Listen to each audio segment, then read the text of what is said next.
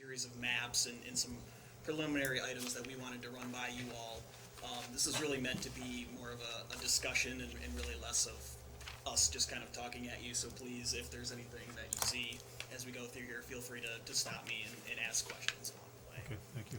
So we'll just start with, I'm sure many of you are familiar with you want the TIF lights as a concept. Excuse me, Jerry, could you get the lights down over the screen, Sure. maybe?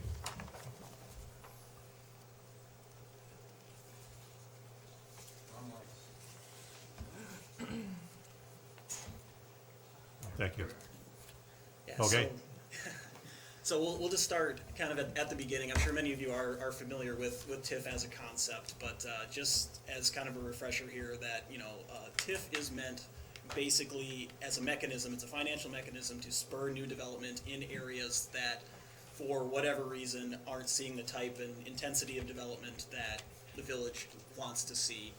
It's really, as a market correction, it allows us to put in public infrastructure, other ways of getting things to happen that the market may not otherwise bear. And for those reasons, it's really the most important economic development tool that communities have. So it really starts with setting a base value for the parcels that are within a district, whatever they are as of January 1 of 2017. That value will be frozen, and for a period of years, the overlying taxing jurisdictions, those 5 that you see on the right, basically receive the same level of taxation that they are as of January 1, but any new value that is created on those parcels in the following years goes into the segregated fund for project costs that are specifically listed in the TIF plan that's under development, and we're working with village staff to identify some of those costs. So some of the terms that go with that, setting the base value as of this year, the value increment being just the new assessed value being created, and then the actual tax increment that is created from that new increment is what is actually collected under what would be TIF number 5 here. The Joint Review Board is made up of those overlying taxing jurisdictions, including the village, the local school district, the technical college, the county, and an appointed member at large from the community. And just the distinction between a TID and a TIF. TIF is the mechanism itself, while a TID is the district. They are used kind of interchangeably, but we are actually creating a TID here today. So a TIF project plan requires us to do a few different things under statute. We're setting a boundary with a certain number of parcels within a boundary, declaring a type. This could be industrial, it could be mixed use, it could be blighted, in need of rehabilitation, a set number of project costs and expenditures, what those things are going to be, potential values and projects. Where is this increment going to come from? And we're also making some estimates on that. Performing financial feasibility if any kind of debt is to be incurred for project costs, for development costs, etc., and figuring out how to come up with a debt financing plan for that, demonstrating the but-for that if not for these investments, whether development would otherwise occur, and showing consistency with existing plan documents, including the zoning code and the comprehensive plan. So TID 5, we are proposing to be a in need of rehabilitation or conservation work district, which in a lot of ways is similar to what is otherwise known as blight, but there are some other important distinctions here, and it's sort of caught up in statute, but it allows the village to otherwise undertake a lot of public works, otherwise get rid of hazardous conditions, obsolete uses, provide land for public facilities. The statute requires us to find at least 50% of the acreage within the district as in need of rehab or conservation work, but that value judgment doesn't necessarily imply that property owners are neglectful or otherwise, things are falling apart. It's simply, under the statute, allows us to, one, extend the spending period that you would have from a typical district, which is closer to 20 years, and maximum life of 20 years with 15 years of spending to instead a 22-year spending period on 27 years of life. So we will also show that we go through on a parcel by parcel basis to determine the conditions on each in order to reach that 50% threshold. There's a general list of project costs that are considered eligible under the TIF statute, and we are working with staff to identify particular line items and costs under this plan, but those include capital costs, property assembly, demolition site prep, planning, engineering, other kind of administrative and professional costs, marketing and concepts, cash grants to developers subject to a negotiated development agreement, and other financial and interest costs. And as mentioned earlier, this is all about establishing but-for, that we need to be able to justify the expenditures that are undertaken with a TIF in order to stimulate development that otherwise, but for the use of TIF, would not occur.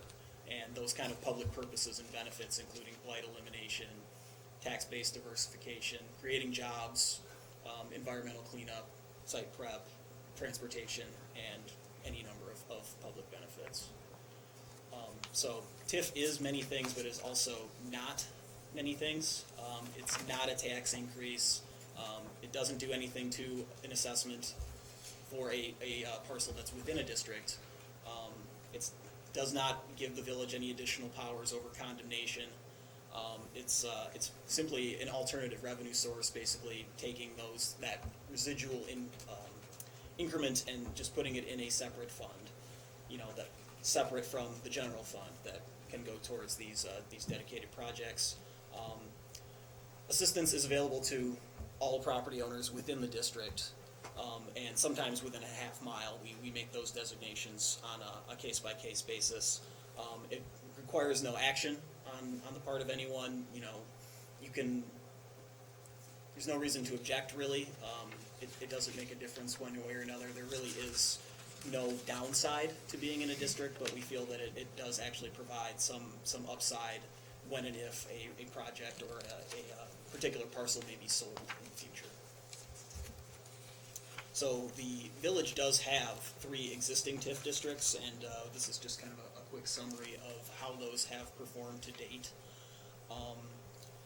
TID 2 is the Northwest Industrial Park, and that is actually slated to be closed this coming year, and Mike can probably say a little bit more about that we're looking to close that district, but actually then extend it for 1 more year, which under statute we can keep it open 1 additional year for purposes of providing funding for affordable housing. So that TID 2 is going away, and there is some overlap here between districts. TID 3 is in the central part of the city, and TID 4 is to the southeast. But TID 2 has been generally very successful to date, and is a little bit ahead of the original incremental value that was projected in its initial project plan. Those are the numbers in blue here as a comparison. TID 3 has been kind of underperforming a bit, but that's due largely in part to the recession. There was a lot of development that we expected to occur around 08, 09 that didn't occur for economic reasons, and we feel that the market is now right for those things to occur, and part of TID 5 is intended to overlap that district. And the same kind of holds true for TID number 4, where that was set in place in 2008, and not a lot of increment has been realized there to date, but there's also no debt associated with that. So again, why now? TID 2 is going away as of this year, but is generally nothing more is going to occur in that area. TID 3 has some debt associated with it, and the general fund has been used to close those gaps for the past few years, and we're hoping to capture some of the increment that is coming in that area, and effectively restart the clock on some of those parcels where we've lost 12 years of increment potential. But then we're also adding a number of new parcels as well that we feel like have some increment potential within the next, say, 5 to 7 years. And a few of those projects I'm sure you're all well aware of, and, including the expansion at Oregon Manor, the Jefferson Crossing apartment complex, and a planned expansion at Tycee, which is currently in TID number 2. So getting into kind of our suite of maps here, you can see the general area that we've looked at, including sort of the north and central portions of the village. That includes the areas of TID 2 and TID number 3 generally, going all the way north to the village limits, taking in the industrial park, from Oak Street to the rail, and then south to Kierstead Lane. And this just shows where those existing districts are. As you can see, particularly in the historic downtown area is where TID 3 and 5 most closely overlap, but then we've expanded the district a bit in a couple of key areas in order to capture projected new increment and projects that we see that are going to happen in the next few years.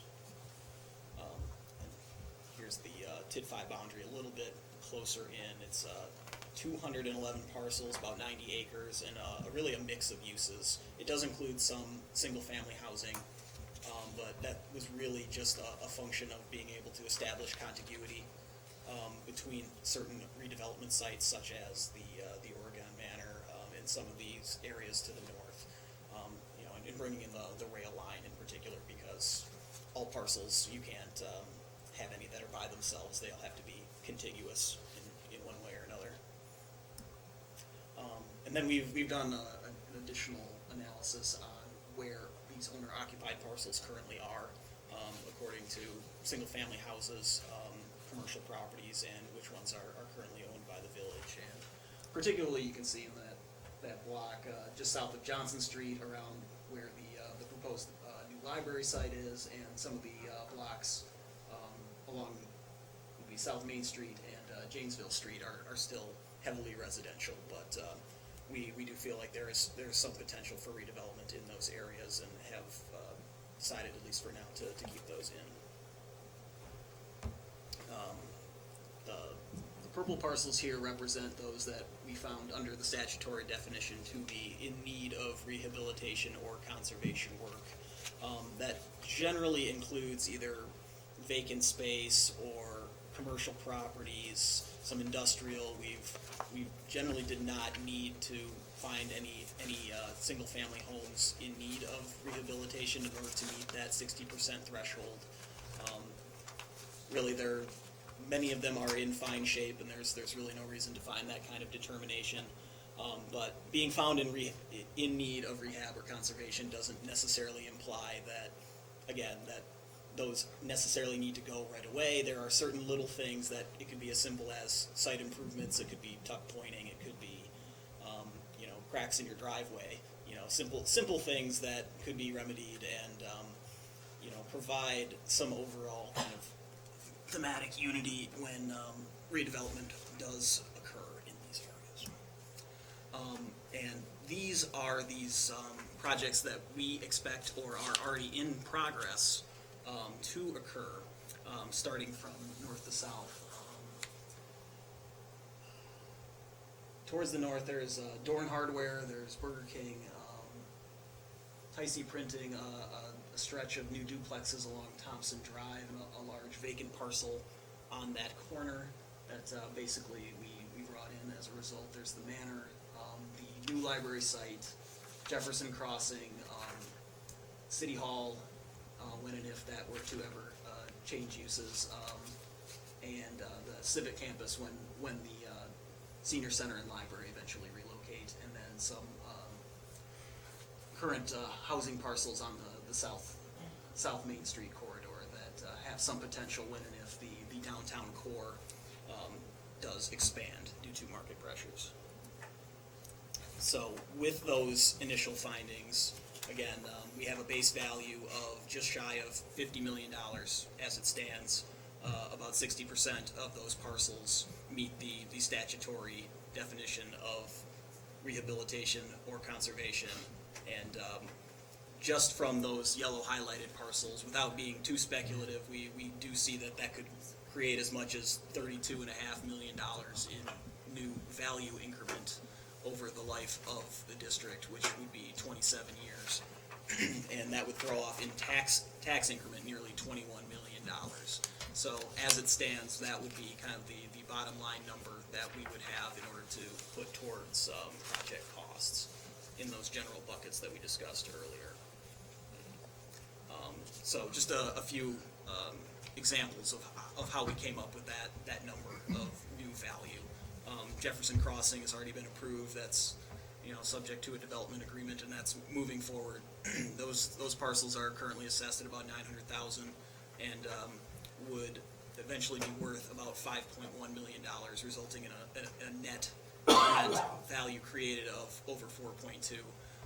Same thing with the Dorn Hardware Plaza, that when and if that is rebuilt, there's a mixed-use proposal for a portion of that site that would be phased in over time, and that could yield nearly $10 million. And the library senior center parcels where they stand right now, which is a bit more speculative on our part, but we do think that could potentially be a good site for, say, senior housing, apartments, things like that, and that could probably accommodate at least 100 units to the tune of nearly $10 million worth of new value increment. So there are a number of projects within the district that have potential, and we don't think that they're really that far into the future. So the time really seems right for us to restart the clock on those parcels that are within TID 3, but also capture new projects that we know to occur, in order to maximize that revenue potential and really get some good public improvements accomplished, and also have additional revenue in order to incentivize new development when and if that's necessary. Excuse me, we have a question back here. Yeah. We know that potentially in the industrial park, we have the person that bought a lot that's gonna build this summer. And then there's also 2 more vacant lots in the industrial park. Why can't we roll that into TID? Oh, because of the acreage needs there. Again, we have to meet a 50% threshold. It's very hard to find vacant land to be in need of rehabilitation. So we wouldn't have been able to meet that 50% threshold. And there's also talk of expanding that industrial park further to the west. And we just felt the time for that to be re-TIFed would probably be when the industrial park is expanded and that area comes into the village. So I have a question on the numbers on slide 18. Can you help me understand the difference between the projected total value increment and the total tax increment in 27 years?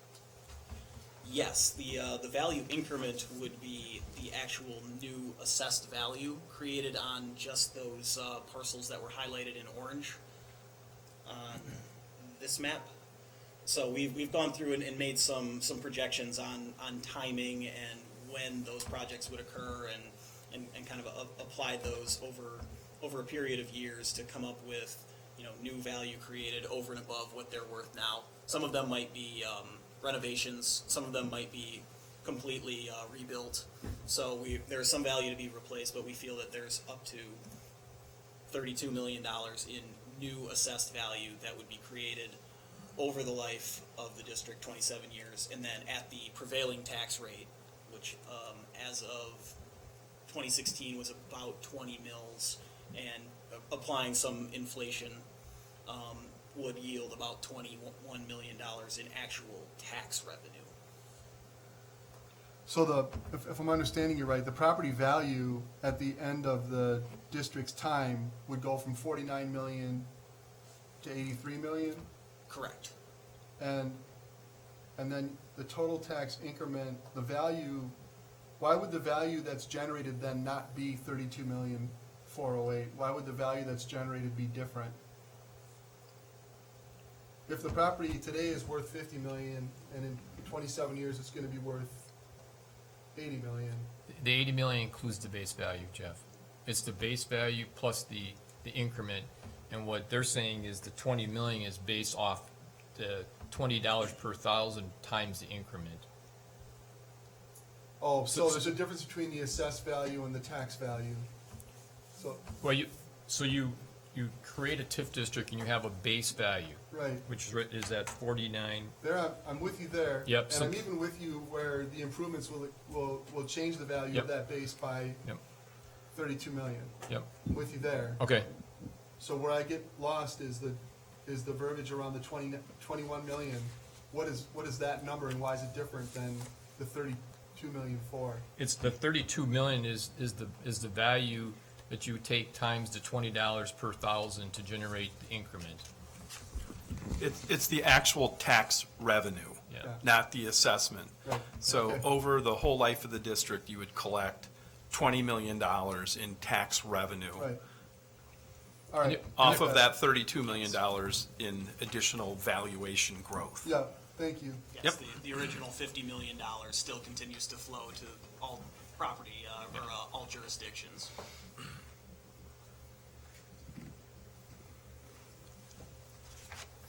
That's basic TIF right there. That, what you just asked, those are good questions. Yeah, that was a great question. Yep.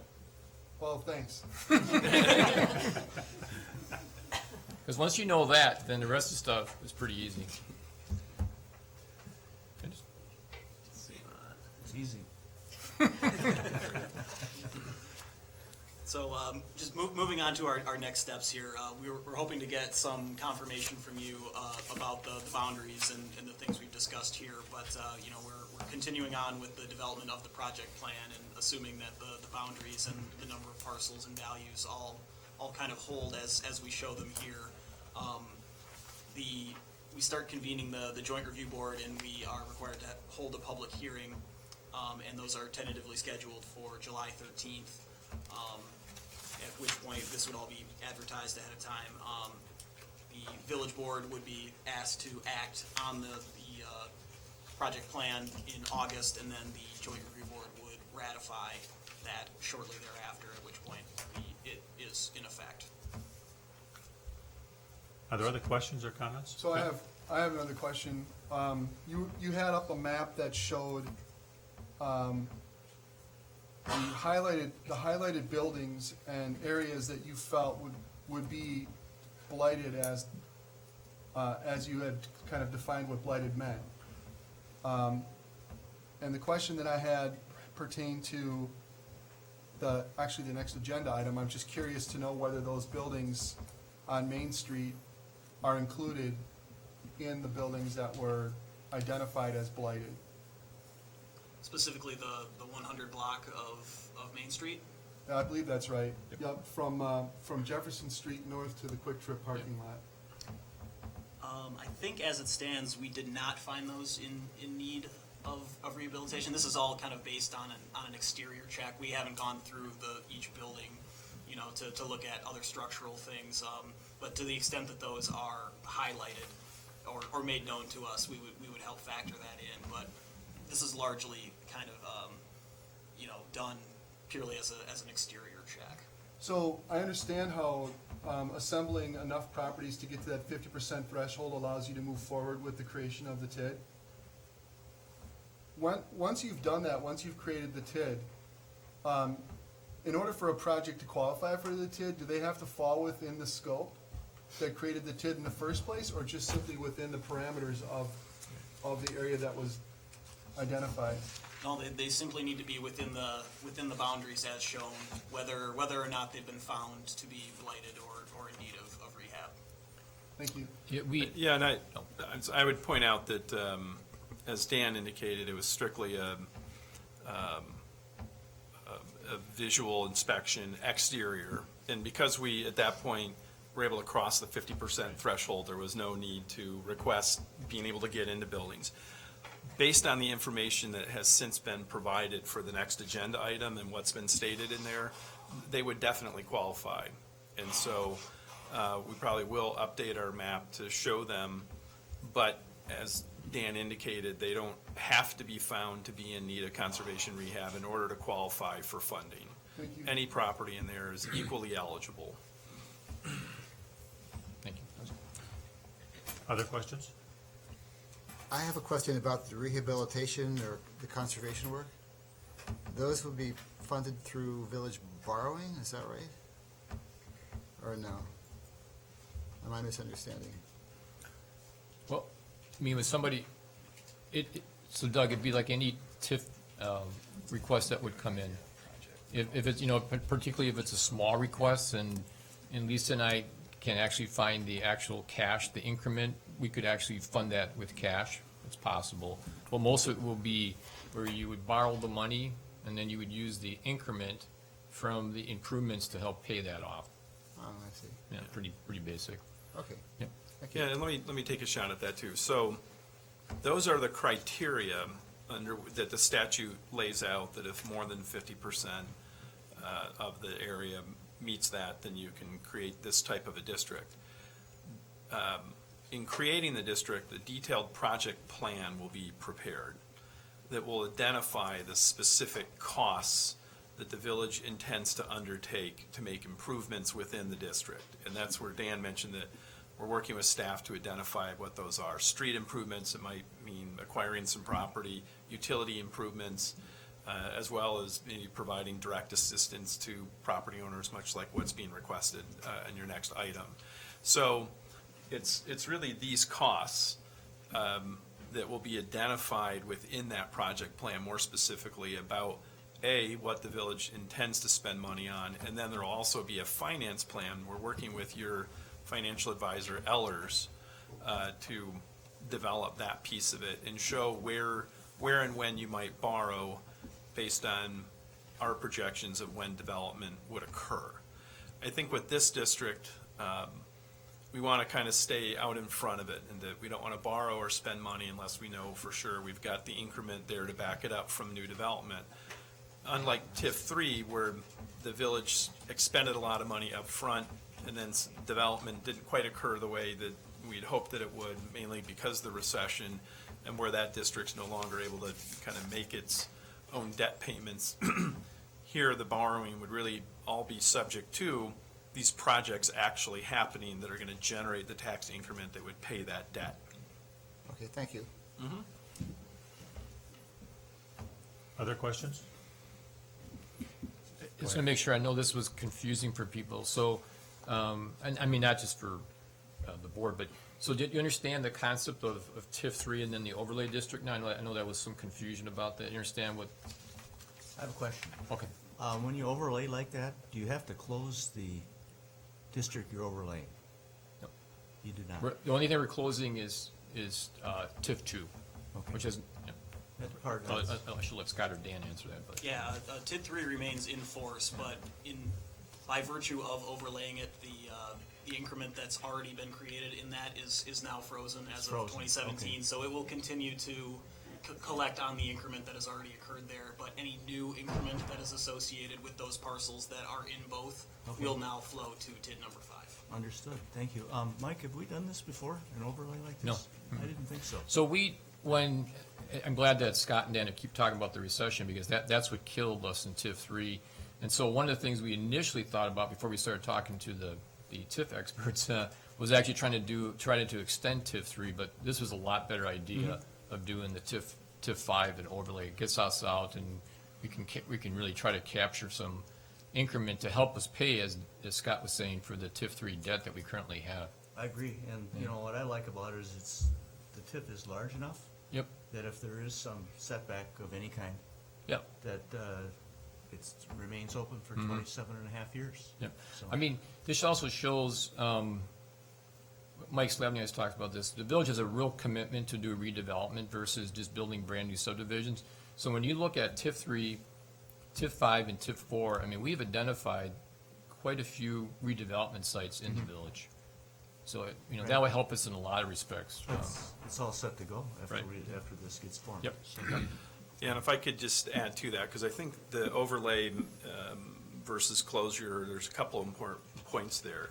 If you were to close TID 3, then the general fund would have to assume all of that debt that it has. And so you borrowed money, you're going to be paying on that borrowing for at least another 10 or plus years.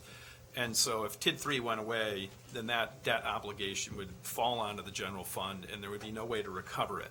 So the thought here is that we keep it open, we overlay TID 5, and that TID 5 would hopefully generate enough increment beyond its own needs to donate to TID 3, to help TID 3 make its debt payments and take that pressure off the general fund.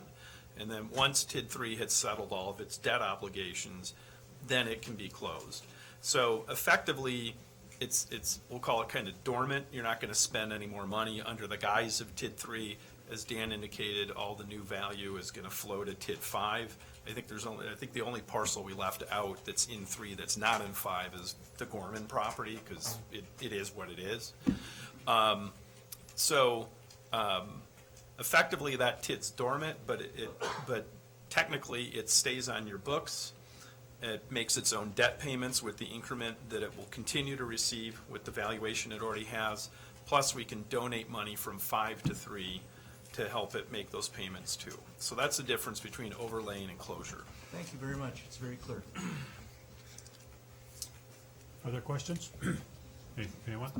We did have a little bit of a boundary discussion we Yeah. wanted to So- have. That's this map in front of you. Yeah. This map was in the PowerPoint, but we thought it'd be easier to see it as a hard copy, so they have map 3. And so I think what Scott, you and Dan need is some direction from the board. Does the board feel comfortable that we're going in the right direction with these boundaries at this point? Right, and we did want to just spend a minute and talk Yep. about the south end where we Yep. also made some changes from 3 to 5. So I'll let Dan describe that. Right. I believe that TID number 3, as it currently stands, actually ends at, what is that? Elm Street. Elm Street, yes. And in this iteration, we've been taking a closer look at the block immediately south of that, and then taking in a few of the parcels south of Elm Street. As you'll find out more during the next item, that there are some proposals for. Well, I guess it wouldn't be the next item, but It's a future Keeling item. would be able to tell you a little bit more about what's happening in that area. But many of these are still homes, but there is some potential in the future for those to potentially be a different land use. So we thought there was some potential, and there's also some houses that are on the east side of Janesville Street that are fairly large lots. They're houses now. They could be houses 27 years from now, but when and if a development proposal were to come along that would aggregate parcels and other things might be proposed, the village might consider looking into future land use amendments or other zoning amendments that would allow those kind of things to move forward. But for the time being, we thought that it might be a good idea to include those in the TIF district right now, but wanted to put it all out to you, whether you felt that was an appropriate thing to do, that we would basically be creating an extension of the downtown area into what is currently residential. What's the downside of doing that? There is none really. That it's just capturing any increment that might occur there. We're not saying that by virtue of it being in a TIF district that it should be something else, but if a proposal were made, it would allow us to capture what would probably be some substantial increase in value.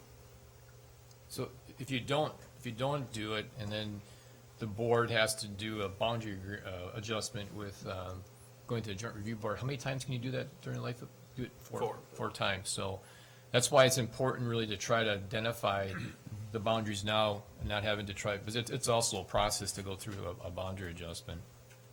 Try to be as broad as possible here. So there are probably some parcels included here that we wouldn't expect anything necessarily to happen, but because of those contiguity rules and various other things, that we just try to anticipate as well as we can where the greatest increment potential is, But- without having to go back to But a the good GRB. example is when we stopped at Elm Street, since we created TIF 3, we've had at least 3 or 4 people approach the village asking how far the TIF went. If it would have been maybe further south, something maybe would have happened. But then we said, well, we're gonna have to do a boundary adjustment, things kind of fell aside, so I think it's probably good for the board to think about this as a larger district at this point. Well, if there's no downside and it's just spreading the net as wide as possible, I'm in favor of it. Yeah. Yeah, and Do you need there, a motion, or is just guidance good enough? I think for the record, if you wanna vote from the board about, at least at this point, to accept the boundary that they are being proposed, so we know that. Yeah, that's item 4B, which was what we're at right now. Yep. Right, and just to clarify, a couple things. One is that, there does appear to be more, while there's still a large number of owner-occupied homes, that there are more investment properties that appears now in this area. And that with the aggregation of these sites and kind of the continuation of the downtown on the west side of Main Street, that maybe that would be across the street, could see that as well. And then likewise, just bringing it a little further down Janesville Street. Right now, the downtown and the TIF kind of end pretty much right on the corner with it was a popcorn shop or whatever it is really the last property in. So again, these are houses, I think most of them are owner occupied, but they're fairly large lots. They back up to multifamily, and should somebody want to do something in the future that would be more consistent with the downtown, either some kind of mixed use or higher density residential. One of the findings when you create the district is that the district plan is consistent with the comprehensive plan. And the comprehensive plan does show this area as continuing to be mostly low-density, single-family. And so it certainly could stay that way, regardless of whether you change the plan or not. But if the intention in terms of including it in the TIF, it would be to allow maybe mixed-use development or higher-density multifamily, that we would suggest doing a companion land use amendment with the TIF so that it's in both plans and we can make that finding a consistency. That wouldn't require in any way an automatic rezoning, so the property could be shown on the future land use map as mixed use, but it could continue to be zoned single family until somebody were to bring in a redevelopment proposal, and you would make the change incrementally that way. So nobody would be in any way suggested to be forced out of their home or, somehow put into a bad non-conforming situation. Zoning and land use are two different things, but this kind of sets, a long-range plan for the direction that it could go in if that's what the property owners wanted to see. If they wanted to continue being single-family homes, then that would be fine. So, but that would be our suggestion, if we do include all of this in, that we modify the future land use map to, reflect a broader range of development than what is currently there. As far as any vote taken tonight, that would be great.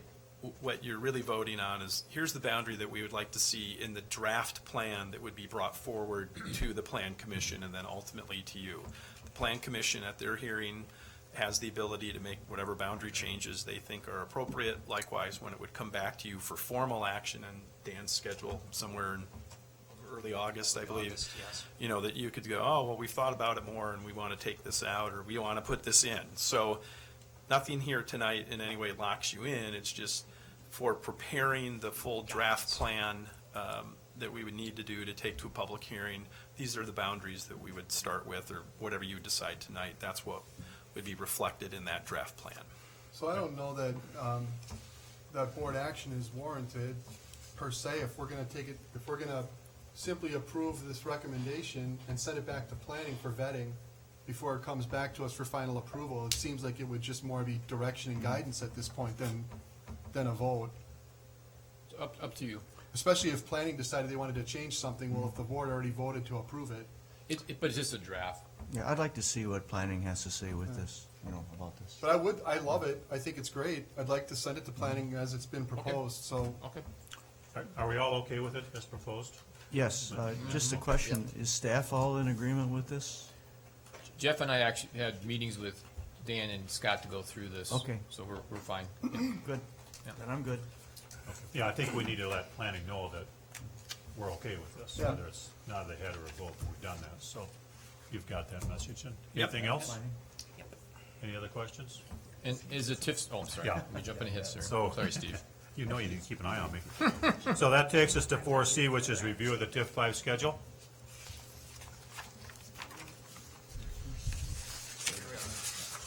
So basically this, where is the board? The board at its regular, meeting on August 7th is when we, so.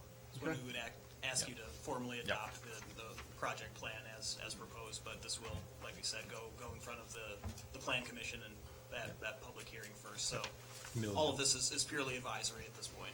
Okay.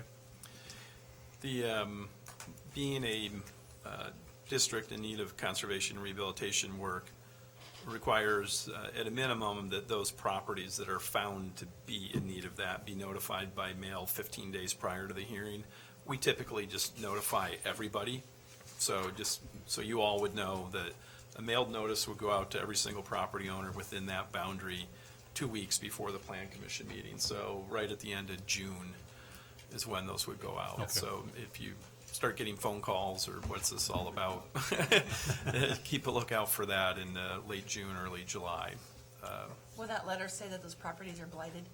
It'll say that what we do is include the purple map, I'll call it, and say that these properties were deemed to be found in need of conservation and rehabilitation work, and again, kind of what that means. Okay. And what it doesn't mean, this doesn't mean you're a neglectful property owner or Yeah, whatever. that's what I'm worried about. Yeah. Yeah, so we'll review the letter with staff before it goes out, but there are certain things statutorily that have to be in there that we'll make sure are in there. Yeah. If we get phone calls on that letter, we'll give them your phone number. Yeah, okay. Anything else? Anything else, Dan or Scott? Nope. Okay. So thanks for doing a good job. It's very thorough and understandable and really helped with TIF. And we have a new trustee coming on board tomorrow night, and we'll have her review this for about 5 minutes to see how that worked out. Yeah. Standing right behind her, so. I'm kidding, Jenna. Okay. All Thanks. right, great. Thanks, you. everyone. Thank you.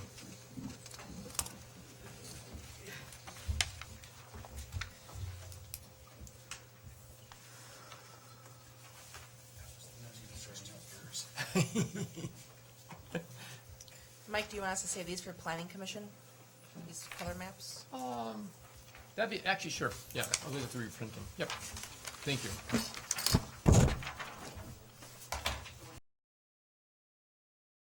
Yeah. Yep. Okay, we'll go to item 5, public appearance. Discussion with Bonnie and Jerry Theo regarding TIF grant for improvements to downtown properties on North Main Street and possible board action referring request to Vanderwall for TIF review.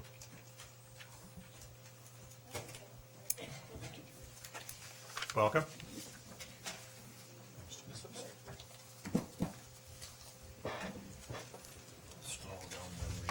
Thank you.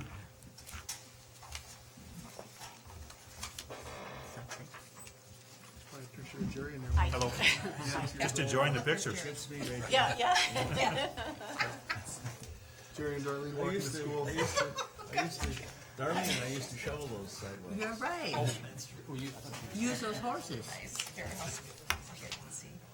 Oh, I'll The get this. bank, Yeah. this is torn down. Okay. I think we're ready. All right, good. That was a great presentation. Previous is because it's been hard for me to wrap my head around how this all works. It was very educational and informative. We had a discussion with Mike because we, in your packet, you probably saw the email where we mentioned the acquisition of 3 properties in the block on North Main Street, and this is the block across from the Firefly. So the buildings include the old bank building, which is 113 North Main, the building 115 North Main right next to it, and then the one next to the Quick Trip lot, which is 123, 125 North Main. The vision that, we have for all of these buildings, other than the residential on the second floor of 2 of them is retail. And the vibrancy that brings to the whole downtown. That's why we included, the first picture of back in the day, when it looks pretty bustling, even though it's the cars aren't present, but definitely it looks to be a happening place. When we go to the First National Bank building, of course, right next to it, to the left of it, those buildings are no longer there.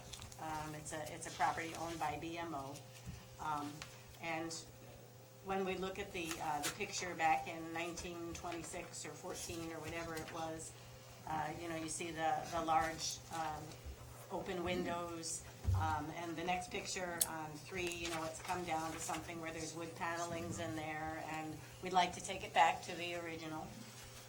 Again, retail.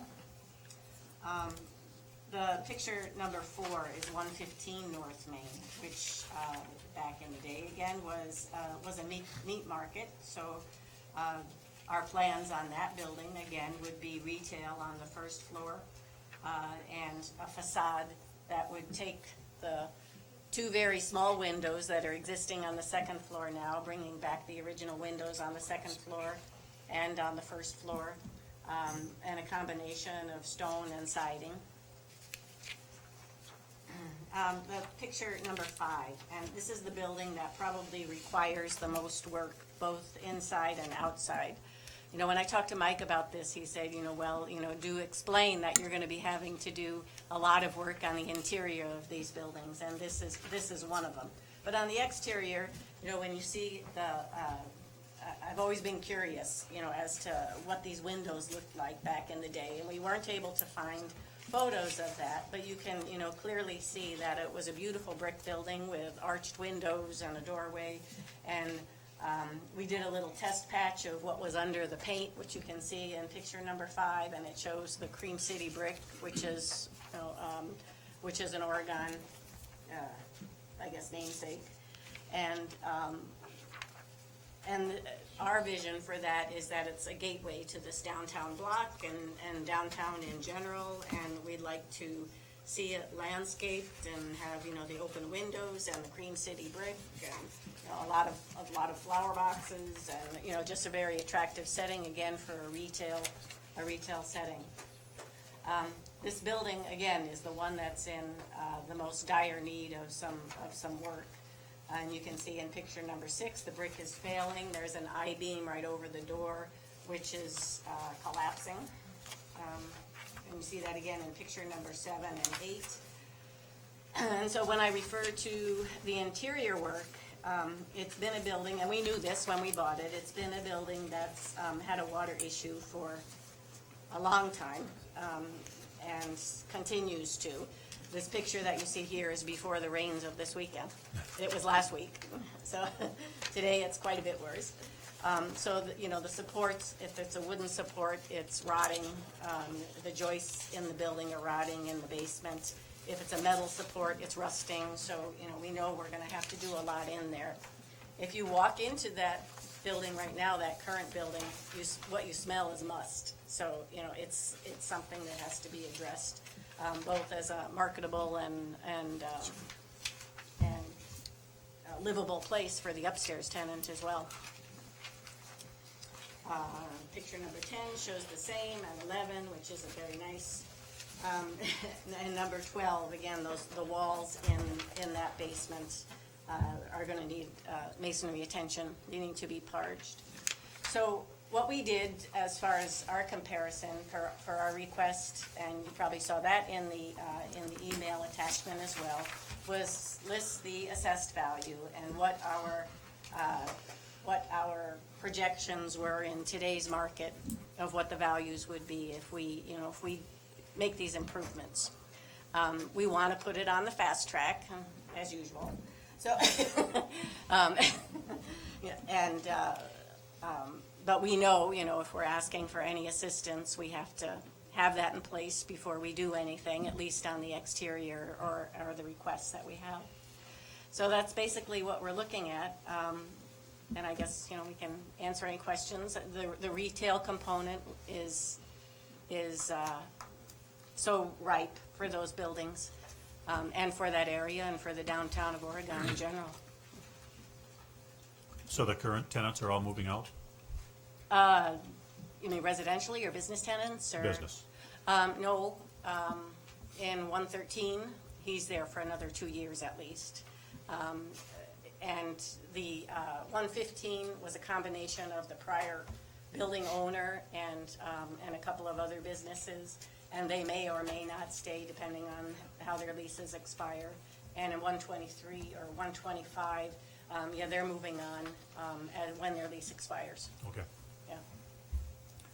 Yes, nice project. I like it. Mike, I assume that you've met with the Thiels on this. We're with Bonnie, yes. Okay.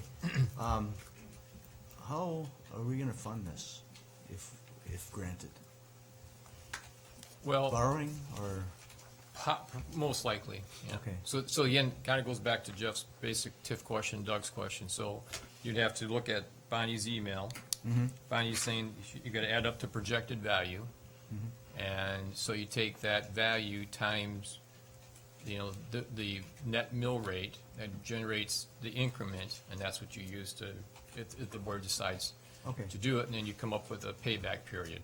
okay, so we have a borrowing coming up and we just add this to it, is that? I'm understanding? That would probably be challenging with the Okay. timing of it. This would be a separate borrowing. Separate borrowing, Yeah. okay, But I think before I would do that, I would talk to Lisa about how we would fund this. okay, Yeah, but most likely it'd be borrowing. okay. Yeah. And relative to a fast track that the Thiels are asking for, what would you, First step is if the board wants to proceed with this, is my suggestion is send it to Scott and Dan to do the but-for analysis. okay. Mm-hmm. That, That, we gotta get through that. okay, And then that would come back to the board, and then follow the process. I was just trying to give them, even if, of what our fast track ability is, on something like this. Yeah. I don't wanna put Scott and Dan on the Right, spot right. here. Yeah. We would move as quickly as we can. I mean, I think it's TIF, and so it's public monies, and so we always have to be very cautious about this. We have to, Right. do the gap analysis, make sure the but-for test is being met, and so we gotta follow our steps here. Okay, Yep. thanks. Other questions right now? So we have the action is to refer the request to Vanderwall for the TIF review for Scott and Dan to look at. So I'll make that motion. Thank you. I'll second that. Thank you. Further discussion? All in favor? Aye. Opposed? And I do just want to thank Bonnie and Jerry again for continuing to help us restore these historic buildings that have identified Oregon for all these many years. You've done a great job with the buildings that you've had so far, and I'm looking forward to seeing what you can do with these new buildings. Appreciate the kind words. Thank you. Thank you. Okay, and item B. We're ready for that, right? Yes, we are. We had our initial discussion at the February 6, 2017 board meeting, continuing the review of the South Craig Parkway sidewalk feasibility study and the Wolf Street sidewalk feasibility study. This possible board action.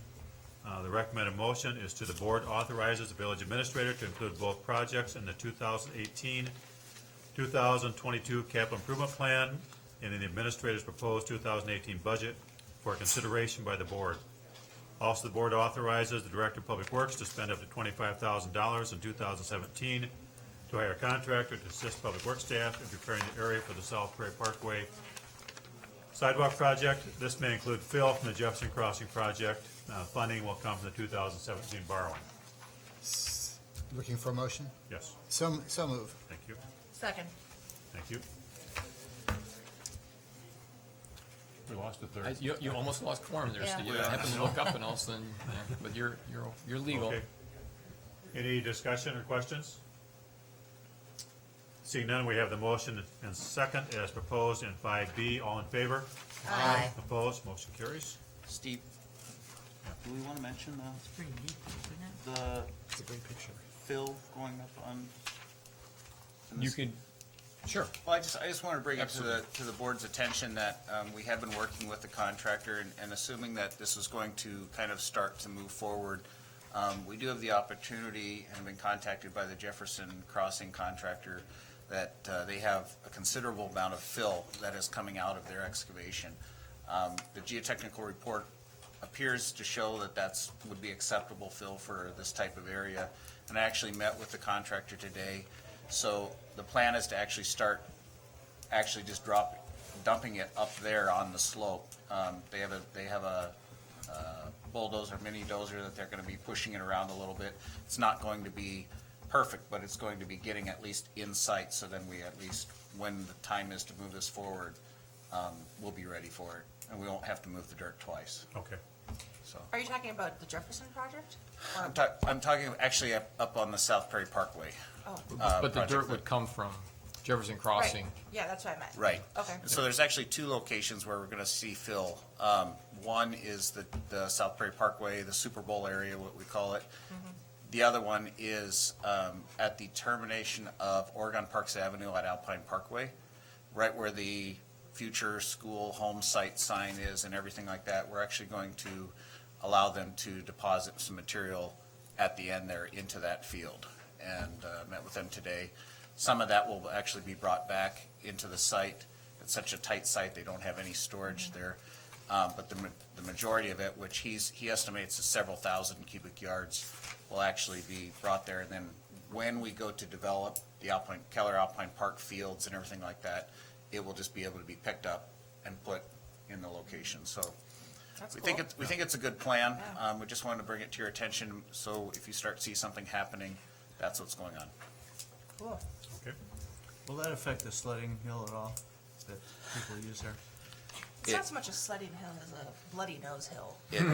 Right. It but I will, mean- in the short term, but the long term is that we're actually gonna be making it safer, and that's one of our goals, is to still keep that there You and ever sled everything. down but- that hill? Yeah, no.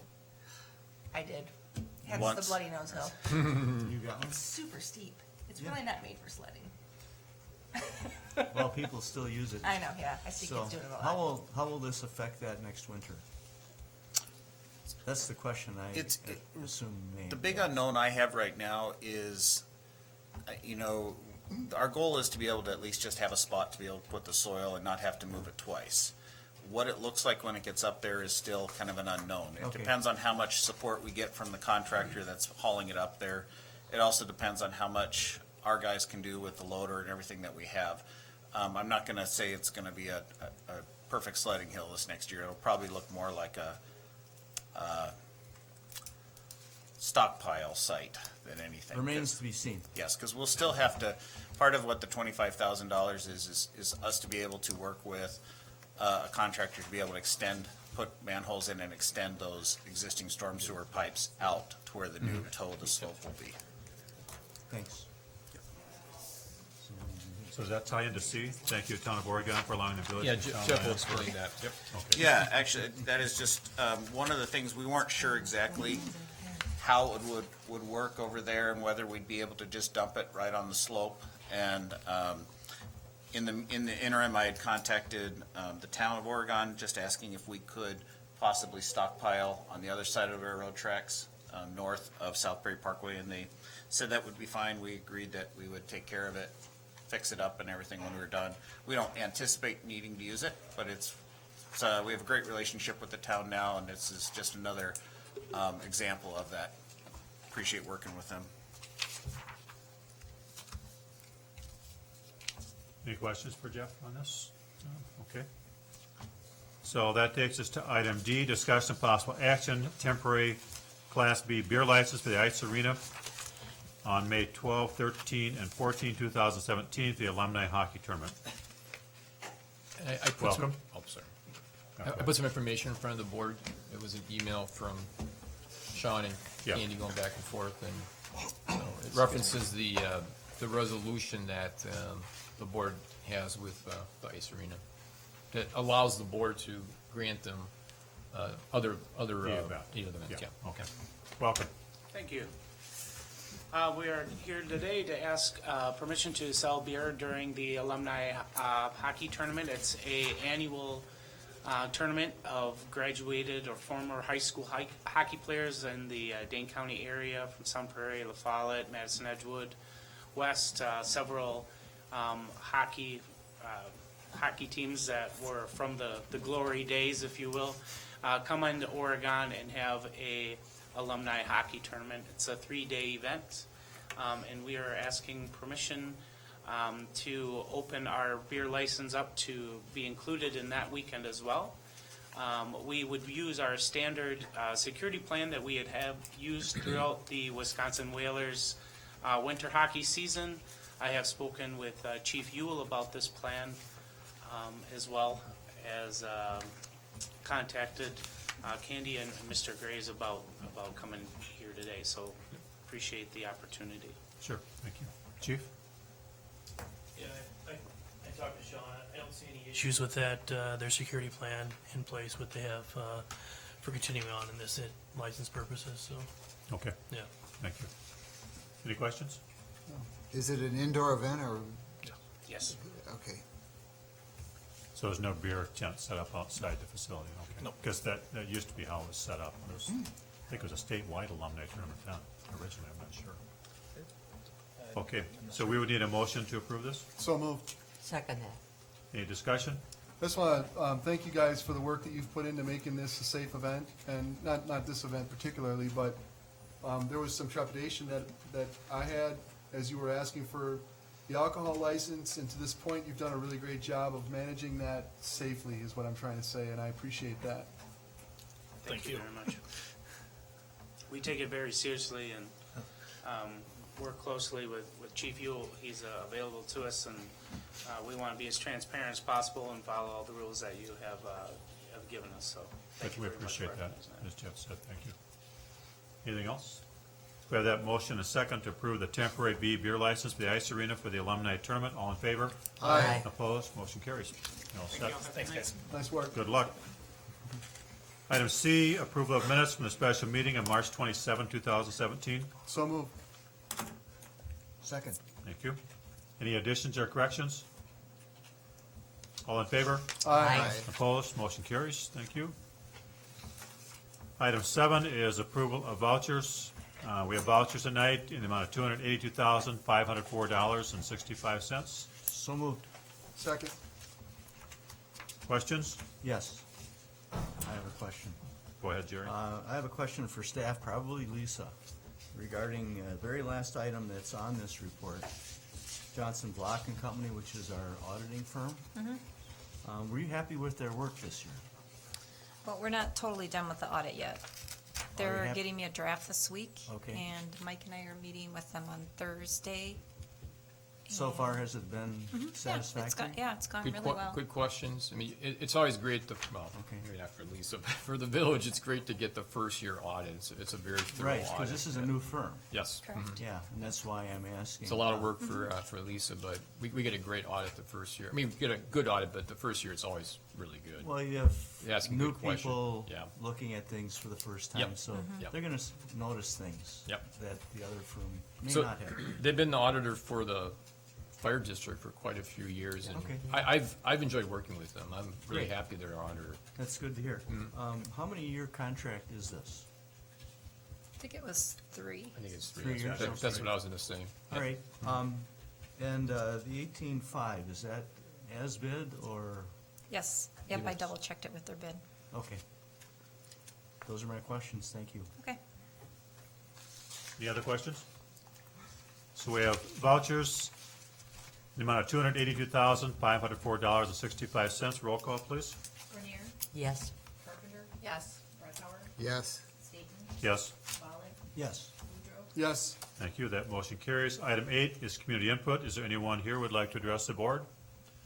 Seeing none, we'll go to item 9, proclamations and announcements. Board comments. Mike's noted here several ribbon cuttings and groundbreakings and so on. There's For the the- Hermson property. There's one change. So Jeannie, you're gonna do your speech on April 27th? What now? You're gonna do your speech on April 27th? Sure. That got canceled. Yes. What's your speech? I don't know. They're gonna make me say something. Sorry, I had to tease a little bit. That's right.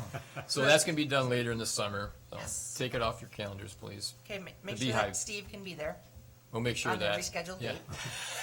So Beehive Homes is off the schedule? Are they still gonna open May 1st? Yes, Yeah. they just want to do the, well, I should let Judy's talk, but I think they're opening May 1st. They just want the grand, or ribbon cutting to be later in the summer. Yeah. Okay. Okay. Item B, staff comments.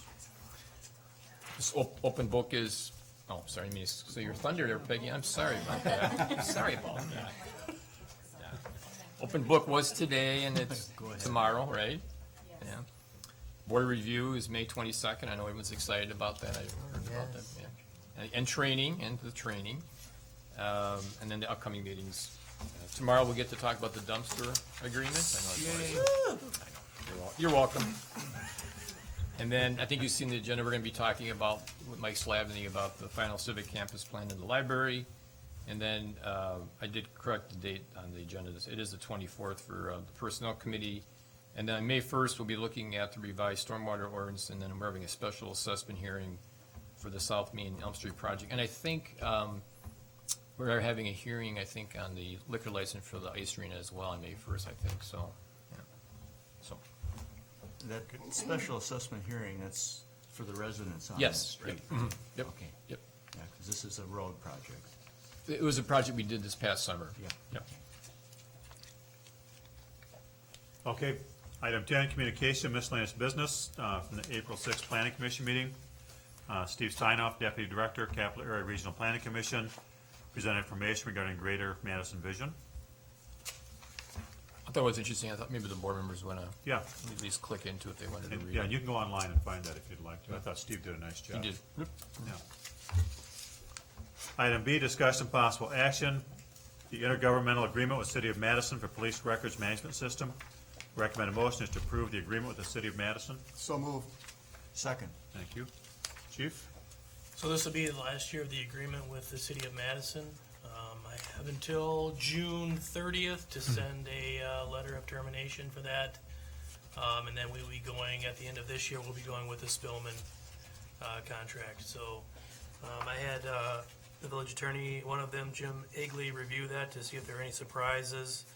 I didn't see anything from what he had said. I think our amount owed this year for that was $19,902.83 is basically the final bill for Madison and Lerms. Okay, thank you. Any questions? All in favor? Aye. Opposed? Motion carries. Item C, discussion and possible action, 2017 street and utility improvements, North Burr Oak and Jefferson Street.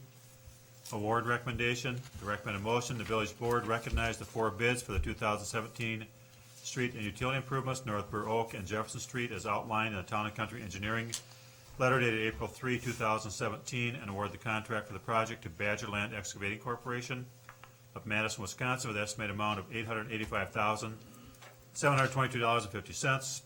Furthermore, approve the supplemental unit prices and authorize the use of these as necessary during the contract, following approval by Public Works Director, funding from the 2017 borrowing. So move. Second. Thank you. Great. Jeff, you're on. Yeah, this is just continuing. Obviously, we got bids back from this. I think we had 4 bids, and we had some good, some close grouping. Got a good bid from Badgerland Excavating. Our engineers have worked with them before. There's no reason for us to feel like we would not recommend them be awarded this project. It was slightly less than the estimated cost. It's within line of where we have the borrowing, even including a slight contingency, because there's always a chance of quantities changing a little bit. This will obviously do the water main on Jefferson Street prior to Dane County doing their work and repairing, and then reconstructing North Burr Oak for that about 500-600 feet there, right off of Jefferson Street. So that's. Questions? I had a question about, are we indeed replacing the sidewalks on Jefferson Street as part of this project? We are not. We are not, okay. Can I ask why we aren't? Cost? Okay. Yeah, I mean, this is not a full curb and gutter replacement. It's spot curb and gutter. Okay. It is, and water main. Dane County will share costs for the 11 feet to either side of center line, and that's pretty much just the asphalt pavement. So, if we were to take that on, it would be a full, complete reconstruction, like what we did on South Main Right. and everything, so, yeah. So the cost of that would be a lot higher, right? Yes, yeah, it would be a lot higher. And then that, if we followed kind of continued plan, the residents along there would be then special assessed half of the Right, sidewalk cost. yeah. That's hardship, yeah. Other questions or comments? Okay, so we have the motion second to approve the contract for Northborough Oak and Jefferson Street. All in favor? Aye. Opposed? Motion carries. Thank you. You're welcome. Thank you, Jeff. Item D is FYI, the Jefferson Crossing construction schedule. They're going to start the demolition of the homes this week. It's done. Is it? I didn't. They're down. They're down. really? Oh, in one day. They're right on schedule. Wow. They're One little day. piles Did you see of that? debris I didn't now. see it I down. didn't either, huh? Then they excavate the basement, Improvement. start the concrete on May 1st, and away they go, and hope to be done by July 15, 2018. Yeah. It's gonna change things a lot downtown. Yes. Already Whatever. looks, It looks better go already. into the parking lot back there and you'll be amazed Yeah. at how much different it looks. Yeah. It looks so large even with the garage gone. Yeah. Yeah. Now with the houses, wow. So item 10E is the Oregon Youth Center information, first quarter activities and attendance reports. Again, a nice job with what's happening there. Diane's been there a long time. That seems to be a key with youth centers, and there's lots of good things going on for kids, so that's good.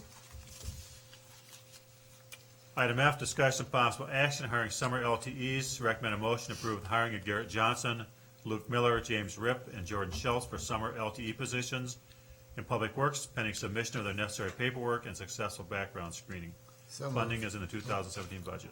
So move. Thank you. Second. Thank you. Yeah, we had a really nice group of candidates this year.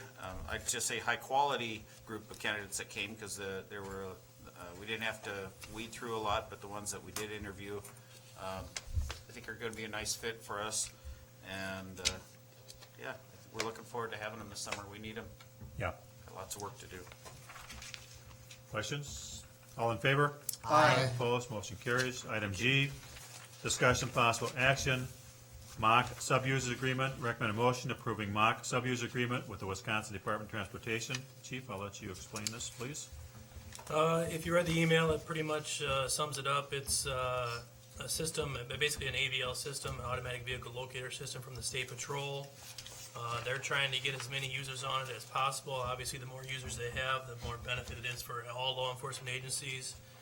One of the things that really struck me when I saw it was the ability to use it for emergency management. So if we have a crisis situation here, a tornado goes through or something like that, and I need to deploy resources, I can do this right from the mock system, and I can actually assign people right from the screen and tell them which units need to go where and what roads need to be blocked off and are closed. So it's a very nice feature to have. It's going to help us with our dispatching as well in-house to track our squads. And it's, as you can see, it's very inexpensive for us to do. It's a total of about $60 a year. So. Oh, actually, no, I'm sorry. No, we don't. Those are the ones. $60. Okay. Per device.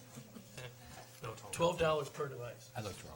So all of the only squads that need the cost is our mobile devices. So all the other ones in-house are done free. It doesn't cost anything. So if I have it on my computer, it doesn't cost anything. I can see where squads are. That sounds really worthwhile, Yeah, absolutely. especially what just happened in Janesville, right? Absolutely, yeah. You know, it's Good time. and most of the other agencies around are already on it. So Yeah. I'd actually thought about doing it a year ago, but then we talked about doing Spillman, so I thought, well, maybe I'll just wait and get the AVL with the Spillman. But this is actually much nicer. So Okay. So we need a motion? So moved. Second that. Thank you. Any discussion or questions? All in favor? Aye. Opposed? Motion carries. thank you. Thanks, Chief. Thank you. Report of committees versus Park Board meeting from April 5th, 2017. Trustee Brethauer.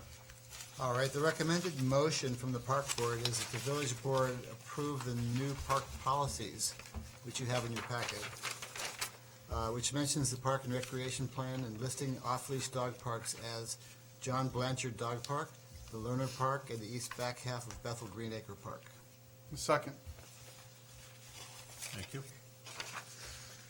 Jerry? Yeah, Doug, were there any new policies that would be of interest to the board and the public? Well, one of the items that we are not going to discuss is the fee question. Further review is required before we can present that. Okay. Can I call on Judy Knudsen? Yeah. To help me with this? You're Judy, still do you- sworn in. You're the architect, right? She's Of still this. sworn. Yeah, I think an explanation of how this has changed and improved the situation with reservations. Well, the other one was kind of outdated. Yeah. And there really hasn't been, working with Deb Bossingham at the school, she didn't know what, a lot of the policies weren't really up to date, and for her to take reservations was hard for her to do that, which I can, I agree with her 100%. So what we decided to do is come up with some new policies, and just so people know in the parks that what they can do, what they can't do, and if they would just, just so that they're alert of how things happen, and, that they don't just take for granted that they can cut through people's yards, or they can park wherever, or leave garbage, or whatever, and we really didn't have those policies. So we just put them in writing. Okay. Any questions? I did notice in item number 5 on the general information, there's a word that's misspelled, Which one was misspelled? accessible. Oh, no. You didn't catch me, Doug? He's my spell check. We will I was correct gonna that. meet with you privately, Judy. Okay. Well, the words that's there would be okay on spell check, but it's not the word you want, I don't think. So We actually left that one word in there to see if anybody read it, Steve. I have no idea why I Thanks, thought Mike. that, but I did. Thanks for saving me, Mike. Sure. No, I just think it's, I know. Well, It should go it out was just spelled right, needed to be so. updated, Yeah. and, for the, people that are the coaches, they're wonderful to help out, and they do it, most of it, they do them all free. I mean, they're lucky if they get $20 a year for coaching. So, I mean, I just think it's a really nice, thing for them to say, hey, here's the policies, you guys help us out here, pick up after yourself. So, I think it's to help the coaches also. Yeah. No, that's good to clarify that, I think, Yep. so, good. And we reviewed a number of other communities' policies as well for ideas. Yes, we did. We had like 8 different other communities that we put together, and we worked with that and took them all from different communities, what we thought would really justify for our Good. community. So Judy, thanks, and Doug, thanks, we appreciate it. Seems to clarify. You might not want to go far. Next one's you too.